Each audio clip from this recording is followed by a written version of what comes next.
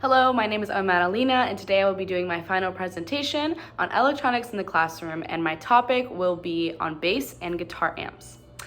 Starting off with a bass amp. A bass amp can be described as a musical instrument, electronic device that uses electrical power to make lower pitch instruments such as the bass guitar or double bass loud enough to be heard by performers or the audience. A guitar amp is different in the power output and the size of the speaker. They have different qualities than the bass amp. The bass amp needs more power than the guitar amp, and the bass amp also requires a bigger speaker so it could reflect the sound of the bass guitar effectively. A bass amp can be pictured here, and a guitar amp can be pictured here. These electronics could be used in many situations and can be highly effective for not only the teachers in the classroom, but also the students. It could be used for concerts, plays, talent shows, and even getting small clubs together to play with one another. These electronics could be used for several different age groups and is very versatile and is a well-used electronic that could be essentially used by anyone. In this presentation, however, I will be referring to the elementary music classroom where these electronics could be used. Based off of my research, the things that are needed to make a bass amp work are a preamp, which handles switching between different line level sources and boosts the signal before sending it to the amp, a power amp, which converts a low power signal to a high power one, and a speaker cabinet, which prevents the negative phase sound waves from the rear of the speaker from combining with the positive phase sound waves at the front of the speaker, along with a cord to connect to the instrument. Other than the equipment that I just spoke of, the only actual thing needed is the actual instrument to make this possible, which is a bass guitar, a guitar, an acoustic guitar, or a ukulele. Of course, as long as each one of those instruments are plugged into the right amp.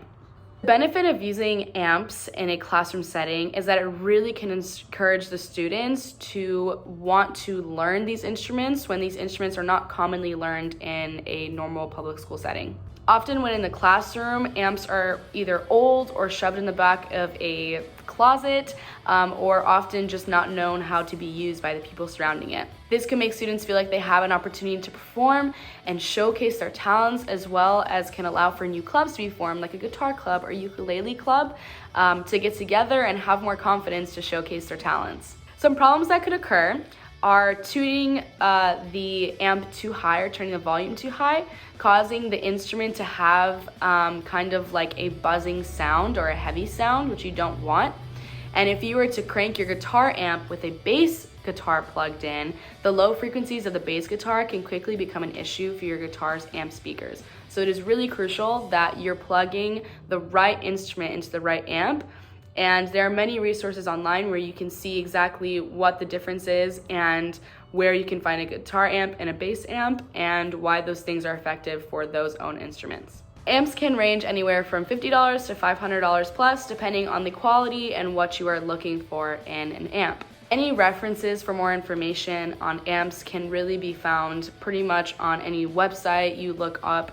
On YouTube, you can learn exactly how to use an amp, where to purchase amps, what kind of amps to purchase, and really any local music store that you can find. Amps are very versatile, they're really well known, and if needed in a classroom, and should be needed in a classroom, there's many different options and sources that you can look up to find that. Thank you so much for watching, and I hope you learned something, and I will see you next time. Bye!